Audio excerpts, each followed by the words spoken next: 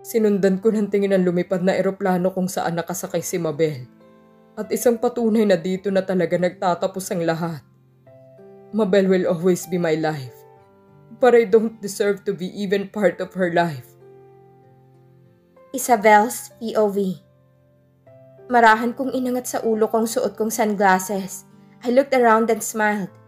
It's good to be back here in the Philippines.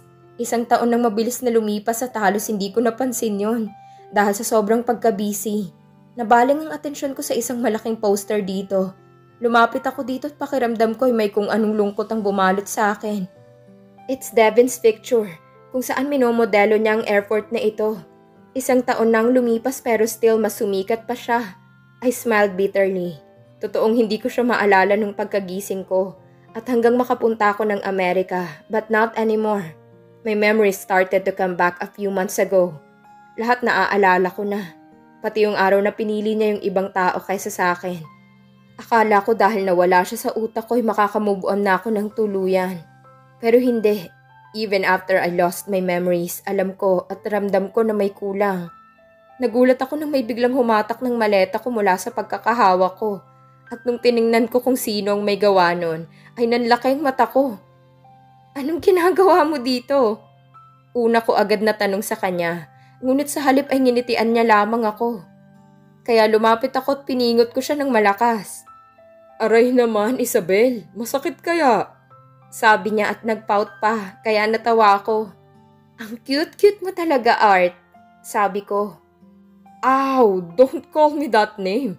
Sige ka, baka marinig ka ng mga fangirls ko at magselos sila. Sabi niya kaya natawa talaga ako. But you said I'm cute. Eh di crush mo na din ako?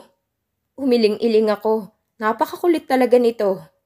Meet Artemis Kent Yu. Mas kilala bilang Kent. Isang Korean-Pilipino. A very well-known singer and model. At kasama ko siya as bandmate. Siya ang lead guitarist ng VV. Born Victim. Kung saan akong lead singer. Our career started to boom, or let's say our band started to get really popular 6 months ago. Saan-saang bansa na din ang napuntahan namin dahil sa concerts and world tours. Wala pa ako sa VV nung magsimula akong makaalala. I was so miserable to the point na para bang ayoko na talagang magpatuloy sa buhay ko. Ang sakit kasi na alam ko na habang nagdudusa ako sa US. Masayang magkasama si Keisha at Devin. I was about to give up. Pero naisip ko din yung reason why I was sent to US. Cyrus and Ate Rayla is the one who asked me to go to New York so that I could start a new life. Hindi din daw kasi nila kayang makitang patuloy akong masasaktan ng dahil kay Devin. Pagdating ko sa US ay sa mami ni Eunice ako tumira dahil US resident ang mom niya. Naisip ko kapag sumuko ako masasayang lahat ng sakripisyo nilang tatlo. And then I just found myself na naglalakad papasok sa audition room kung saan naghahanap ang VV noon ng lead singer. Naalala ko pa nga na parang tadhana na mapasali talaga ako sa banda. Kasi kaya Born Victim ang pangalan nito. Lahat kasi silang tatlo iniwan, niloko at sinaktan. Isabel, okay ka lang? Tanong sa akin ni Kent. I just call him Art kapag nakukulitan at inaasar ko siya. Iniisip mo siguro yung ex-husband mo. He added kaya inirapan ko siya. They all know the story kung bakit ako napadpad sa US. But hindi nila kilala kung sino yung guy sa buhay ko. Tigilan mo ako, Kent. Tsaka bakit nandito ka na din? Sabi sa akin ni Eunice 2 days kang malilate. Sabi ko. By the way, pinsan niya si Eunice. Joke lang naman. Naisip ko na sumunod na agad since mabilis natapos yung dapat na gagawin ko. Grabe. Tagal kong hindi nakauwi ng Pinas. Ipapakilala kita sa mami ko para maparedy niya na agad ang kasal natin. Pangungulit nito sa akin. Tara na nga, baka nag-aantay na sila sa atin sa labas. Sabi ko. Hindi ko sineseryoso yung sinasabi ni Kent dahil alam kong biro lang naman yon. Hindi pa din naman ako nakaka-move on kay Devin. Kaya walang point na magsinungaling ako sa sarili ko. Malapit na kami sa exit nang makita ko yung dalawa pa naming kabanda. Nauna sila sa amin ni Kent umuwi ng Pinas. Nakita kong kumaway si Fierce sa amin. Aiden Fierce, the seryoso type ng grupo. Siyang drummer ng VV at parang kuya naming lahat dahil siya na yatang pinaka-mature sa aming apat. Napatingin naman ako sa lalaking kumakaripas ng takbo papalapit sa akin. Mabel! Pagtawag niya sa akin, bago ako inakbayan at trinay guluhin ang buhok ko, pero umiwas ako. Isa, Lance! Pagbabanta ko sa kanya kaya nginitian niya lang ako. Lance Nathaniel, ang pinakamakulit ng grupo. Isip bata, but a womanizer. Siya ang bahala sa pagkikeyboard sa banda. Bakit ang tagal niyong lumabas? At saka bakit nandito ka na, Kent? Fierce asked.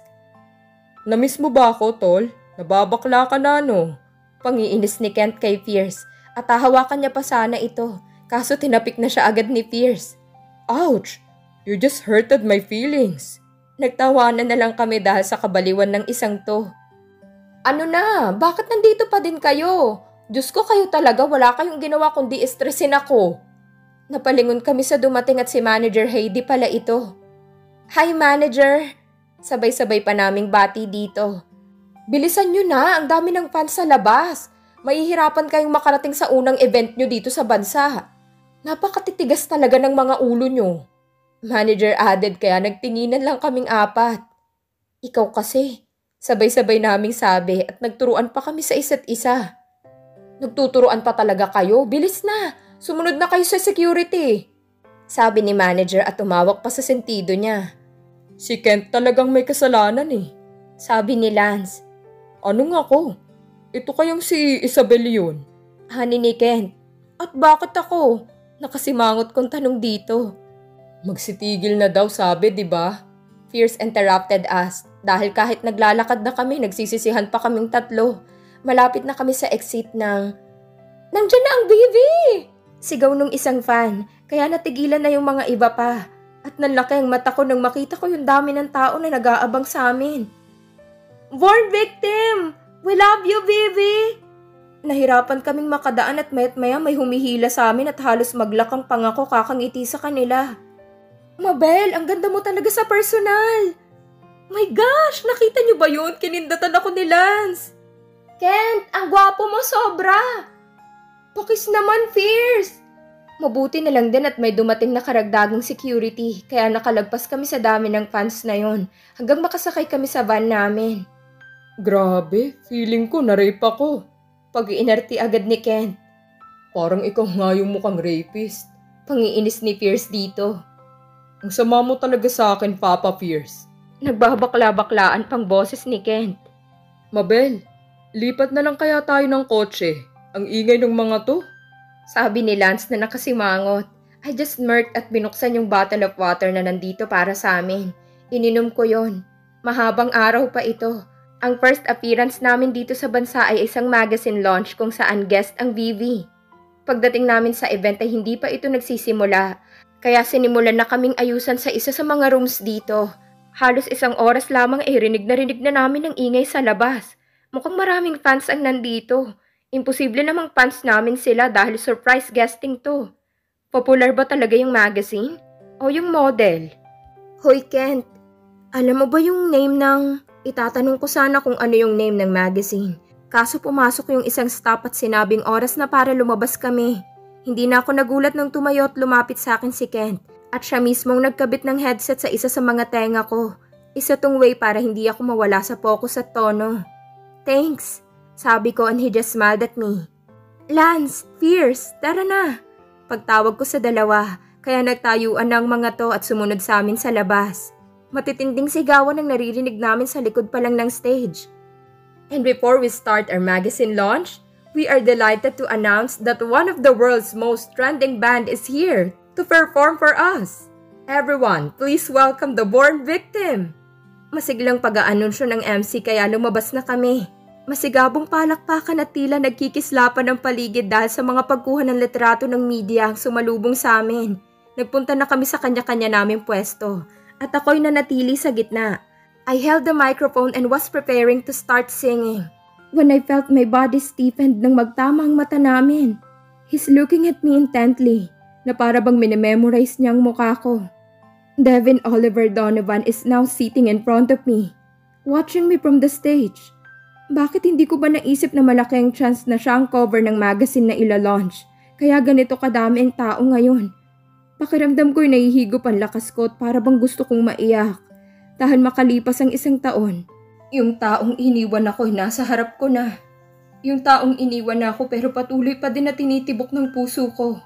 Nagulat ako at napatingin ng may humawak sa akin. Doon lamang nabali ang pagtititigan namin ni Devin.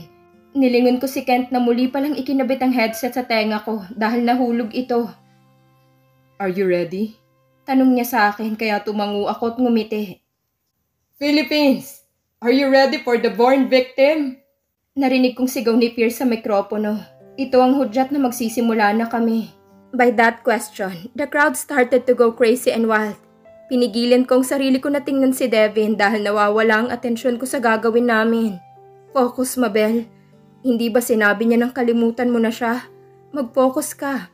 Pero dahil nasa harapan ko lang siya ay nakikita ko pa din siya. At ang mga titig niya sa akin ay... I held the mic nang marinig kong magsimula na sila ng pagtugtog. Kahit ayoko sana siyang titigan, pero I just found myself looking back at him. The crowd is cheering as I end the song. At mabilis akong nagbawi ng tingin at tumalikod dahil pakiramdam ko'y maiiyak ako. 1 taon na, Mabel. Pero ganito ka pa din. Ano ka ba? Masaya na siya. Dapat masaya ka na din.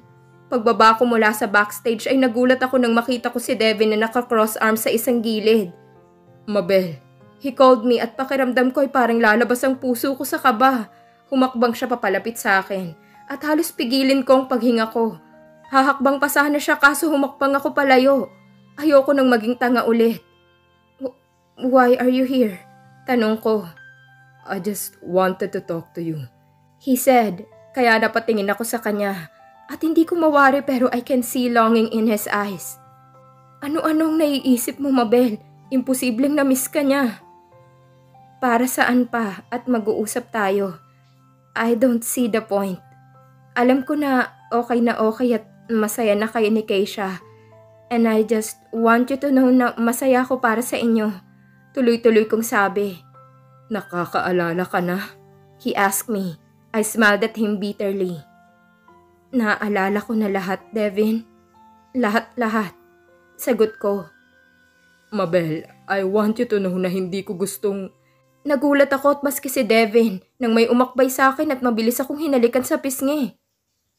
Excuse me pare, pero hihiramin ko sana tong girlfriend ko. Sabi ni Kent pagkatapos niya akong halikan sa pisngi. Magsasalita sana ako pero parang sa sariling sistema ko ay walang lumabas na salita. Nagsalit-salita ng tingin sa amin ni Devin. Sure. Sabi ni Devin bago ako tiningnan at nilampasan. Hinabol ko pa siya ng tingin at bago pa siya tuluyan lumabas ay nagtama ang paningin namin.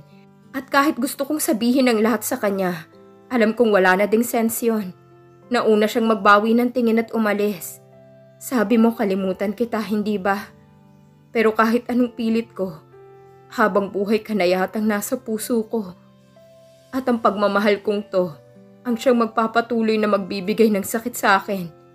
Hindi ko pa talaga siya nakakalimutan at patuloy ko pa ding minamahal ang isang Devin. Sa pag-alis ko noon, hindi ko man nabago ang laman ng puso ko. Nahanap ko naman ang sarili ko. At alam ko na darating ang panahon na tuluyan ko na din siyang makakalimutan. At muling magmamahal. Pero sa tamang tao na.